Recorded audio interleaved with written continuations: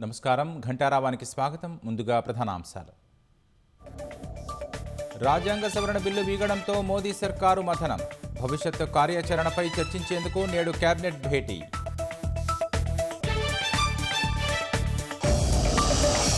విపక్షాల వైఖరిని నిరసిస్తూ ఎన్డీఏ దేశవ్యాప్త నిరసనలకు నిర్ణయం. మహిళా బిల్లు అడ్డుకొని సంబరాలేంటని అమిత్ షా ప్రశ్న.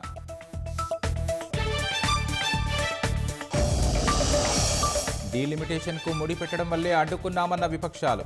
దేశ ప్రజాస్వామ్యానికి లభించిన విజయమన్న రాహుల్.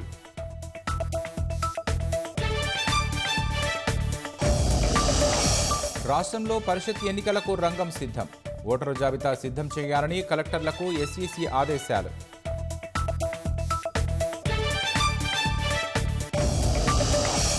హార్మూజ్ జలసంధిని పూర్తిగా తెరిచిన ఇరాన్.